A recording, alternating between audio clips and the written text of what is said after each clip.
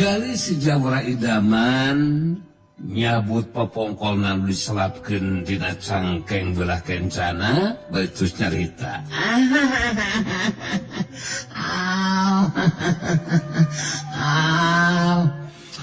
Hai, weh, aku si Jawara idaman tidak membogaan pakarang atau senjata yang lain. Hanya popongkol ini yang dijadikan senjata sama aku. Dan diharapkan agar mampu mengimbangi kekuatan bedog si Rujang. Sedangkan untuk masalah akhir pertarungan menjadikan bagaimana kumaha engke sajalah masa itu nanya. Yang jelas si Jawara idaman tidak akan ridho ya kalau sampai tidak jadi melaki rabi dengan si Cayang, si Manise ya Dewi Kayang. Sebab diantara kedua hati sudah ketalian perasaan cintrong. Aduh, sakit lemprona tuh dah, bola cakra, imbit, aduh sagula-kila sih kan ngagupayan, paling memapah teh, ay.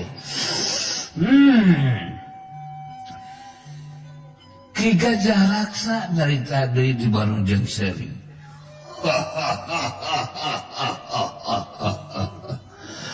Si lain kasus jalma anu teu naripak maneh. Teu narimbang kana badan sia. Bener-bener teu bisa ngukur kana kudur, goblok. Dasar sering si Jawara idaman edan. Gus montong loba carita, mun bener selain boga kemampuan hasok talajang dewek ieu.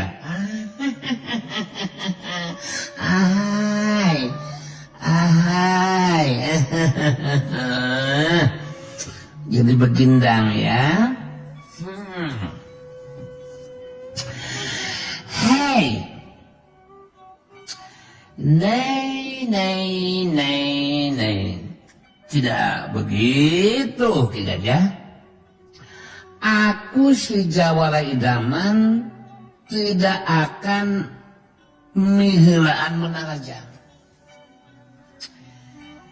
Ya, siapa yang akan menguji pengerti? Ya, itulah yang harus Menarajang duluan. Kan lo yang pengen menguji aku. Itu ente Ki Gajah Raksa saga diri baritus nyarita. Hade mungkin mah dewe kalau bakal miheulaan Rajang sia. Tada sakurang ajar.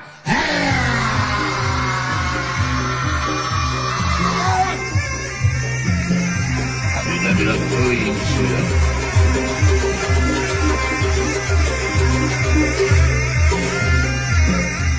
Surela culung Ki Gajah Raksa maju Narajang.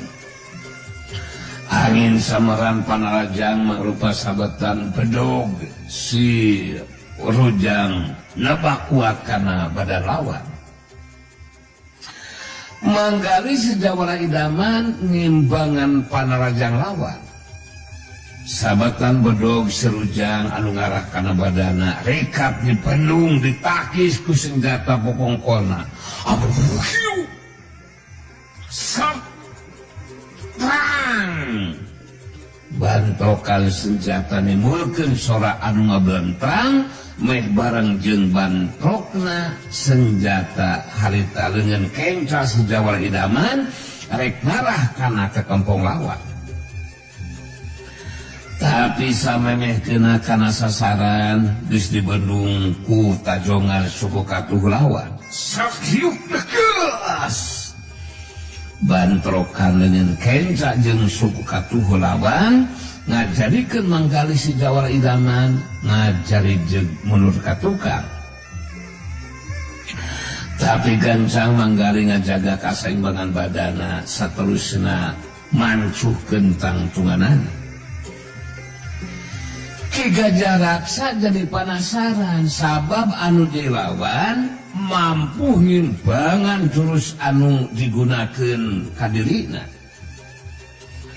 Ki Gajah Raksa netep seukeut kana lawan benyarita.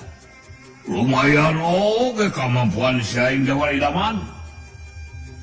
Ayeuna ku dewek bakal dijelaskeun.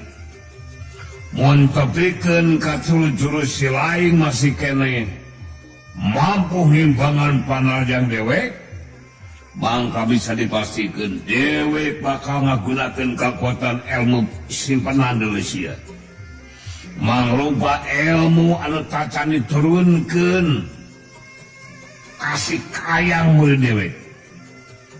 Ku kakuatan eta ilmu bisa dipastikan si lain moal mampu pikeun ngimbanganana sia Jawara Idaman, Jawara Edan. Manggali si Jawara Idaman masih kena tetep tenang sikap jeung caritanana. Kituna teh sabab geus dibejaan ku Rama Pamungkas. Dina mangsana ijen jajaten anu kudu bisa tetep dijaga mah katenangan ibarengan ku mampu ngadarikeun diri sangkan teu kapangaruhan ku ngabeurna nafsu. Sabab anu dilakukeun lain karep hayang nanda sakasasama tapi sakadar rek ngabela diri. Ahai, jangan dulu mengomong seperti itu atuh Ki Gajah. Alah, sebab kemenangan dan kekuatan apa itu belum bisa dipastikan begitu ya. Ijen jajatannya juga belum berlangsung kan. Sudah memastikan si Jawara Idaman yang akan kalah. Ahai, kok seenaknya dewe sih? Wah, dasar black beret brot lo. Montong lo bang ngomong sia. Ada panajang dewek galis rali. Siap baik ya, mangga sok. Ahai, Ki Gajah Raksa maju dina raja. Kacepetan gerak jeung kakuatan panarajangna leuwih dironcakeun. Tapi tilu kali sabetan bedog si Rujang anu ngarah kana anggota badan lawan masih bisa dibendung, ditakis ku senjata popongkongan. Bubuk serang koleweng. Marah Ki Gajah Raksa jadi kagetan oge. Sabab tilu kali senjatana bantrok jeung senjata popongkon lawan. Setiap bantrok bedog si Rujang jadi ngoleweng kagigir. Gese waktu sababaraha detik disanggeusna ngabendung nakis bedog lawan. Dina panarajang anu katul kalina harita manggali si Jawara Idaman ngasupkeun tajongan kana kakemplong lawan. Sakyuk dakeus jarig-jeug. Ki Gajah Raksa saukur ngajarig-jeug sakedeung terus mancuhkeun tangtumanana. Bari terus nyarita. Tajongan si lain kurang kuat Jawara Idaman. Masih kene lemah deui sia. Anu matak eueuh pangaruhna ke dewek mah. Ari sugan dewek maka kekuatan panarjang si lain bakal mampu ngarubuhkeun dewek euy. Tapi tetera tajongan si lain teh eueuh tanagaan geuningan. Manggali si Jawara Idaman celeh-celeng. Malas caritaan anu dilawan.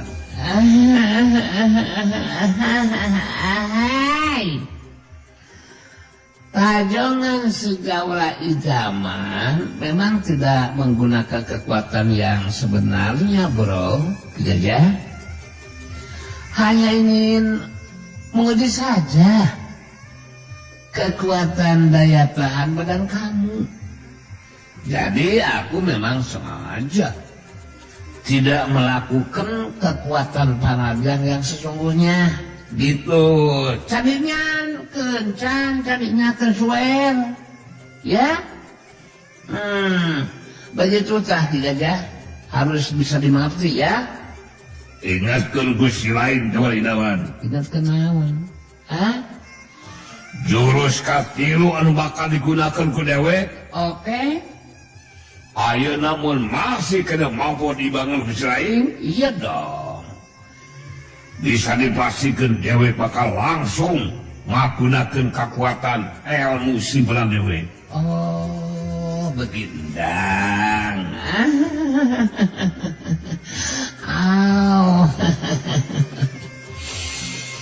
Bagi si Jawara Idaman, dengar ini, menjadikan is okay tidak jadi masalah Ki Gajah, ya. Mau menggunakan ilmu simpanan atau ilmu apapun juga akan disini harapannya. Yang namanya izin jajaten kan bebas lepas, ya, bebas saja untuk menggunakan kemampuannya. Bisa dimengertos kan? Wah, mau naon sia, dimengertos. Namahawan sebelum Jawara Idaman ebel. Coba ayeuna impangan panajang tulus katu dewe. Mohon mangga. Rasakeun sia.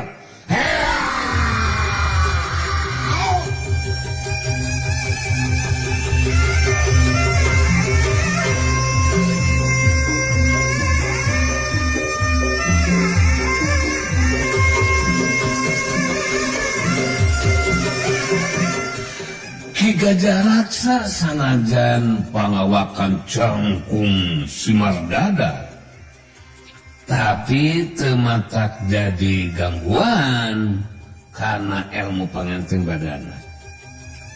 Harita Ki Gajah Raksa ngajerat maju narajang. Bedog silujang anu lebak jeung panjang ngahyuk bangbaraan nimbulkeun angin sambran anu lebak kuat karena badan lawan.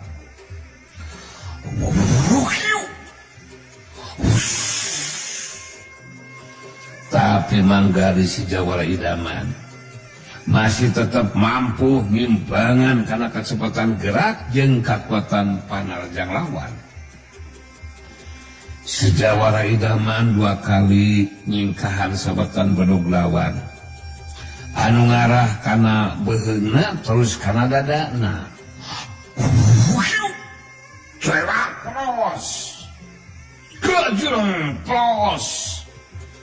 Sedengkeun sabatan bedog anu kateluna anu ngarah kana cangkengna ditakis ku senjata popongkolna. Bari narik badana saeutik ka tukang. Meh bareng jeung bantrokna senjata lawan, harita si Jawara Idaman ngasupkeun panarajang leungeun kencana nyodok kana beuteung lawan. Eta panarajang geus disempet disinggahan ku Gajah Raksa. Set sodok beuteung hiup cet ngek cet. Wah, edan wah, goblok sekali dia boloh. Edan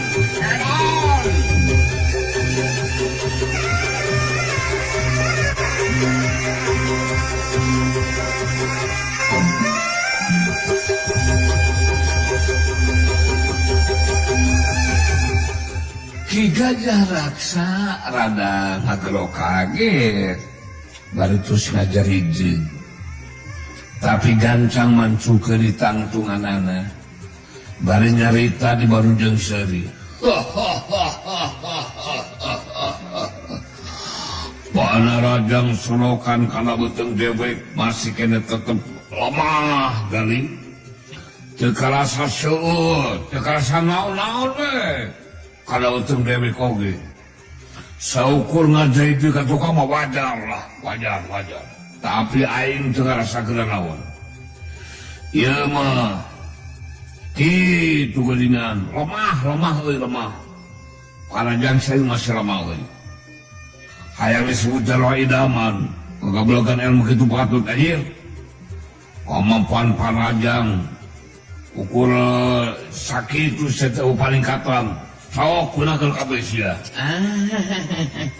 asal ieu kumaha abdi we kejeung ngatur ₹1 ahai tenang dulu Ki Gajahnya tenang dulu sok ngopi heula tuh naon heula we baden wang heula nasi koneng mana sok besok lah bae teh tenagaan we gitu tanya saya informasikan Panajang Solokan tadi memang aku menjadikan sengaja Gajah tidak menggunakan kekuatan yang sebenarnya. Why? Kenapa?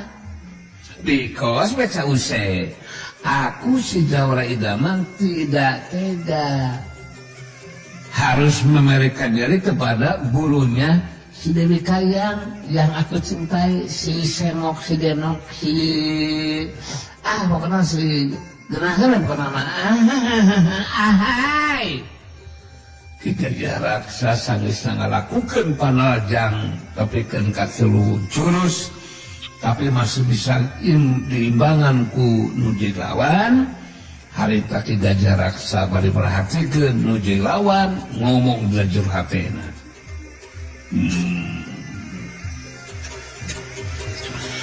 ningali kemampuan ilmu silat si Gali cukup hebat santai kurang ajar sabagus mampu ngimbangan Panajang jurus digunakan wae saburuna si Koplok dan si Jepreman teu mungkin kabag ilmu kieu terus oge engkuy aja koswara jauh di jauhna menjurus nyeun budak bologan gitu jelanda percaya oge kana caitana si Kayang mah ieu aduh mun kitu mah aing kudu jadi ngagunakeun kekuatan ilmu simpenan pamohalan si Dari bakal mabung ngimbangan kekuatan ilmu simpenan nu digunakeun ku aing harita Ki Gajah Raksa langsung nangtukeun sikapna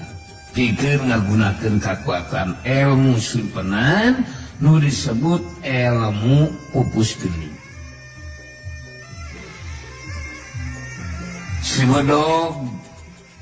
si bedog si Rujang diantelkeun kana tarang leungeun anu kenca diacungkeun ka luhur dibarengan ngarapal mantra bari musirkeun kakuatan batina saterusna Ki Gajah Raksa muterkeun bedog si Rujang dina luhureun sirahna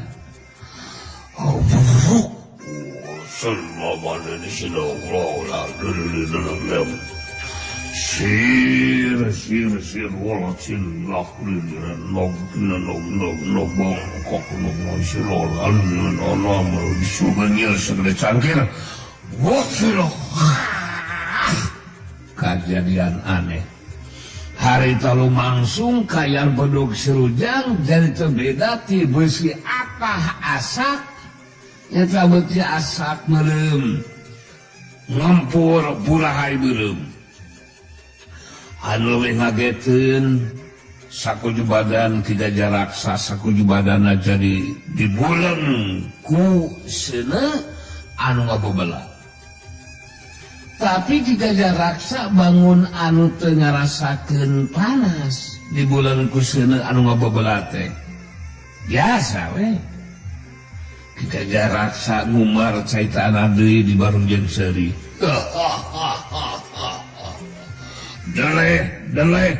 Deleh perhatian ku sia goblok. Jawara idaman edam. Sanajan si lain boga kemampuan ilmu silat anu cukup hebat. Tapi pamuhalan si lain bakal mampu ngimbangan kekuatan ilmu pupus gede nu digunakeun ku dewek. Deleh sagulang ajar. Si lain ngabogaan teh sia ilmu kawas aing ha.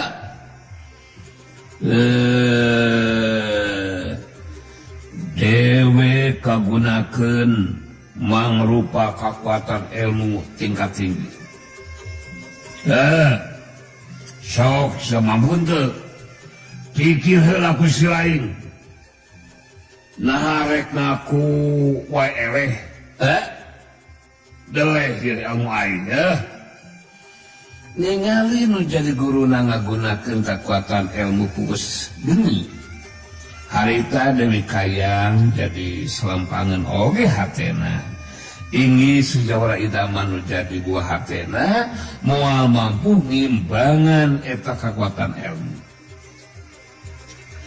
Dewi Kayang jadi boga tekad mun tepikeun ka sejawara idaman anu jadi buah hatena kadese tina tarungna. Mangka delina bakal maju ngabantu ngagunakeun senjata rahasiana.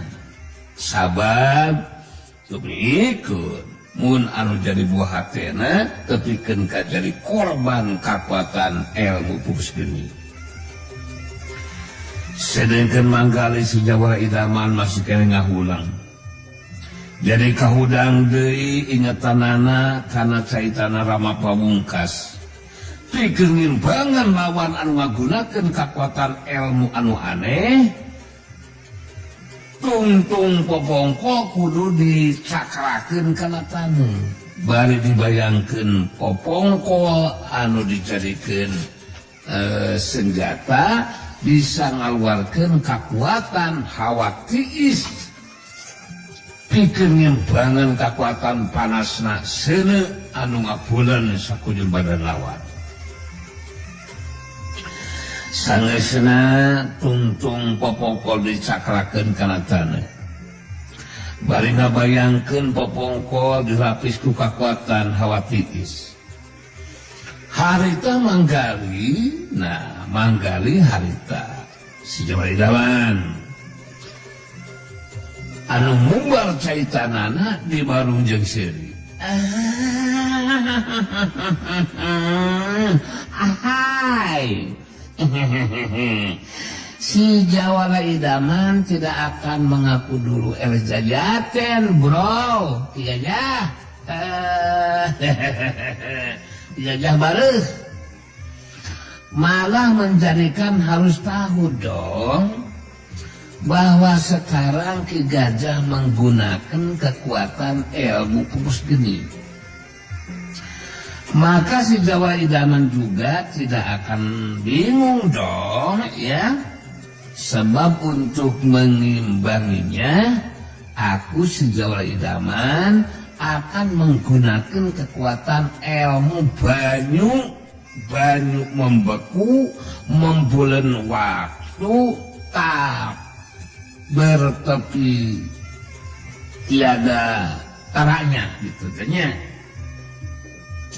Itu sebutan ilmu yang akan aku gunakan ya. Sekali lagi ilmu yang akan aku gunakan itu ilmu banyu membeku membulan waktu tak bertepi tiada taranya nong nang nong ning nong nang nong jering. Kita Raksa ngalengak seuri letus dari tadeuy. Si goblok si lain kalakah ngacapruk desa kemana karab sia banyak ya ilmu lurang lonjing goblok. Saumurnya nyuhun hulu sayuran dewek mengkalangan di kajawaraan asa kakara ngadenge ayeuna aya sebutan ilmu anu panjang kawas kitu dituntun pengendong nang nongting sarupa. Wah, merhatikan karena sikap jeung tingkah bola si lain, kitu deui caitaan si lain kali bet asa teu nimbang kana kayaan euy.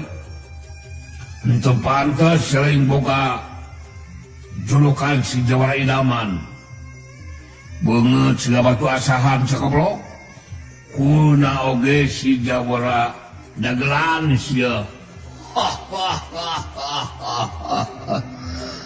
Manggali si Jawara Idaman malas dicaitaan lawan.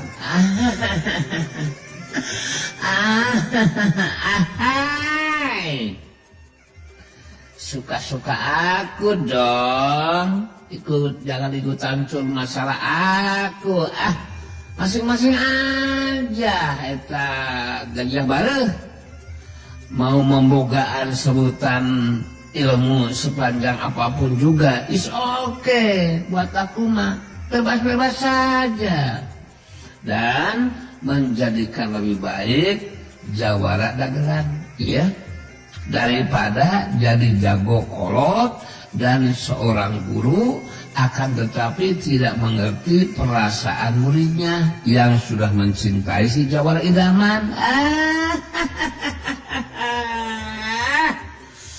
Alah, mungkin ke gajah raksa si gajah bareuh keur bareuh teh biri-biri disubeunyer jerawatan. Tidak fungsi mengalami muda dulu ya, langsung menjadi tua seperti ini ya, benarnya seharusnya bersyukur dong Dewi Kaya menyukai lelaki seperti aku si Jawara Idaman, lungguh timpuh dalam medan, orangnya hamba ya, amal tarasi ataupun amal goang. Coba kalau punya murid menyukai kepada wanita lagi, itu kan tidak nomor, gajah, betul nggak? Gajah raksa jadi kasaleun harita majuna rajang bali ngagoro. Wah, cabuk tepugu sagoblok.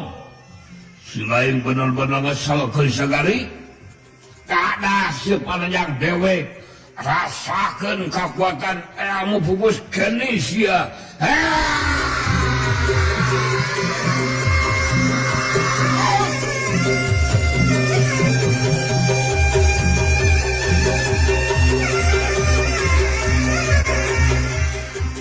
Yorela sulung ki gajah raksa majuna rajang bari metakeun nyebutkeun bedog si Rujang anu ngagempur burahay beureum, angin samuranana nebarkeun kakuatan hawa panas.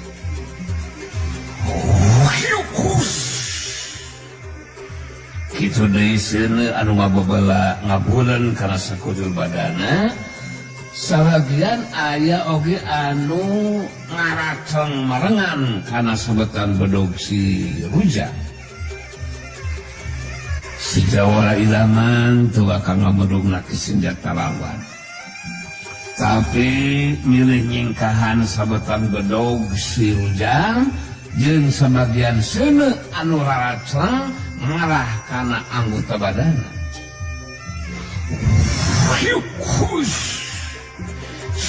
Siut los. Kacepetan gerakan manggali si Jawara Idaman masih unggul salapis-ipis ti kacepetan gerak anu jadi lawan. Tapi kekayaan seperti itu ge tangtue aya pangaruhna. Kabuktian panajang anu dilawan teh teu keuna kana sasaran. Ki gajah raksa jadi penasaran. Harita manjudina rajang bari leuwih ngaronjakeun kecepatan jeung kakuatan panarajang. Seuneu anu raraceng tina badana anu ngarah kana anggota badan lawan beuki tambah ngalobaan marengan sabetan bedog si Rujang anu tambah garap.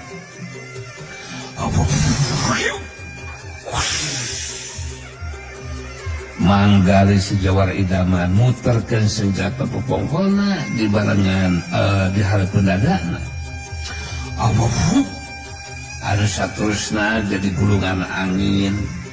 Eta gulungan angin teh ngajadikeun seuneu anu raracleng ngarah kana anggota badana jadi pamurincai pada maraconkeun atawa maracon ka bibir.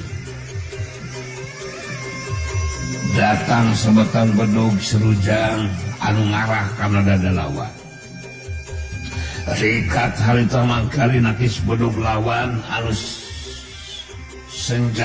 senjata bepongkolna. Ki Gajah Raksa seuri dina jero hatena. Manehna boga ijilah senjata bepongkol lawan bakal tutung kaduruku kakuatan panas anu aya dina bedogna.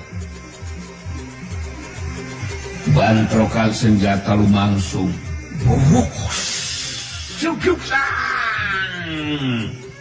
Sabatan bedog serujang bisa ditakis. Tapi dengan kenca Ki Gajah Raksa anu di bulan kuseuna harita ngahankeun kana dada Manggali. Sak hiuk ceblot teh adau pedau anjing dada aku kena, aduh sakit dada aku, aduh sakit kena orang nang sarep. Manggali si Jawara Idaman ngagero kaget beinahan ka nyeri terus ngadarig mundur sababa lengkah ka tukang. Ki Gajah Raksa mancu dina tangtunganana. Bari merhatikeun nuju lawan harita kerung bari ngomong dengan jahrah tena. Wah, haram jadah. Iciran aing teh tela nyalahan. Senjata pepongkol sikali jajauheun katutung kaduruk. Kayana tetep terubah anjir goblok ya umurna haus goblok dia. Popongkol dijadikan senjata ku si gajah. Oh sugis digali jelas dilapis ku kekuatan hawatis anu mampu nahan kekuatan panas bedog serujang. Walah aing jadi penasaran. Asabirahu. Ilmu pugus gini bisa diimbangan kumang keluh dipaput ya si Jawara Idaman edan. Aduh, kurang ajar ya. Aduh, goblok. Sedengkeun Manggali baraya si Jawara Idaman bari dina kayaan ngadarideg mundur ka tukang leungeun kencanya naon teh mareuman seuneu anu ngaduk baju dina lebah dadana terus ngajaga kaseimbangan badana saterusna mancukeun tangtunganana. Ki Gajah Raksa bejeng ngemuka kaget harita ngumbar ka sukahatena.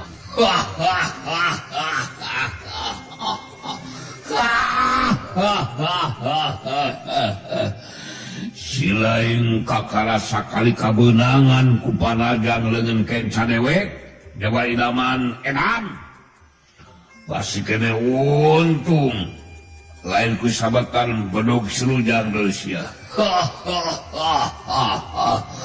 Tapi kakare ku segitu ge ku silain geus karasa kumaha panasna dada silainnya. Waduh, karawas goblok. Bagus silain dina lebah dada ge tarutung sia. Hasuk rek kumaha deui ayeuna kacak silain sa Jawara Idaman edan. Ulah ajar sia bila teuing. Kaayaan Manggali si Jawara Idaman masih kena ngarasa panas lebah dadana. Kitu deui baju dina lebah dadana geus tutung. Popongkol terus diantelkeun kan lebah dadana anu karasa panas.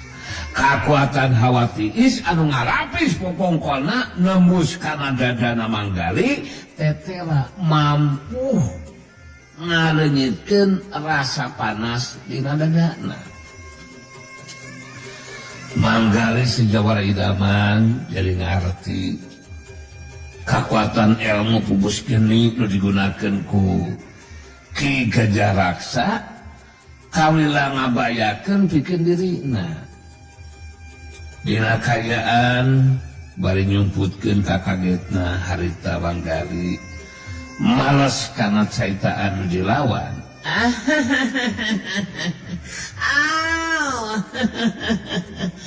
Aduh, jangan menghelaan dulu mengumpat caitaan begitu patut Ki Gajah. Ahai, menjadikan bisa ke Bandungan kan? Senjata popongkol aku dilapis kekuatan dingin yang mampu mengimbangi kekuatan panas dari bedog si Rujang. Ahai, terbukti kan? Ya, keadangannya tidak gitu kieu dan bocel sedikit pun juga. Kenapa Bagindang? Ya itulah kehebatan ilmu banyu membeku membulan waktu tak bertepi tiada hentinya laku tak tuntung tak kual-kual cisnya yang aku gunakan tentunya juga. Ya, Ki Gajah juga membanungan waktu popongkol aku diantarkan ke dadaku yang panas menjadikan hilang dong, hilang seketika rasa panasnya. Ahai, Ki Gajah Raksana tadi di baru jam seri.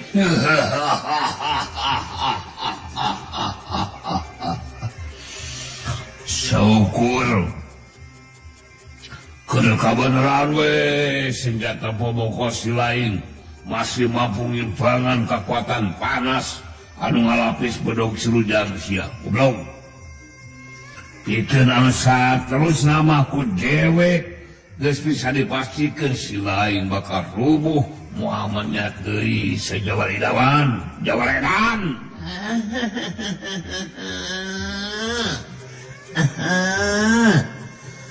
Hai, aku kan sudah katakan janganlah memastikan dulu, ya. Jangan memastikan dulu kawan. Akan mampu diungkulan ajen pangatinya. Yang jelas dengar ini sama Jojoir. Aku si Jawara Idaman menjadikan sudah siap mati demi membela Dewi Kayang si Manise Wanoja yang menjadi pilihan aku, yang aku cintai, yang aku sukai. Itulah patekadaan aku si Ki Gajah Mekar, si Gajah Bareuh keur bareuh teh jarawatan diri-diri deui bisu terus nanti naonnya kasentet engang jadi bareuh teu pugus ya. Ahai, ningali sikap jeung ngadenge caitaan ti lalaki nu dikacintana rela ngorbankeun nyawa demi dirina Dewi Kayang jadi ngageter hatena jadi ngupat tina jeur hatena demi mempertahankan hubungan anak cinta jeung diri aing kang gali si Jawara Idaman tapi kan ka naruh ke nyawana sedangkan anu jadi guru Alakah ngagunakeun kakotan ilmu pupus geni anu tangsuwe bakal ngabayakeun pikeun kaselamatan anak kang gali. Lalaki anu lebih kacinta harus ditakdirkeun bakal jadi salaki aing. Sadri anu bela kamu lain dari aing sorangan akan dia lebih kacinta. Mantepikeun kasih jawara idaman kadese jelas aing kudu maju ngabantu ngagunakeun senjata rahasia. Sabab bodog surutang digunakeun kunang jil guru.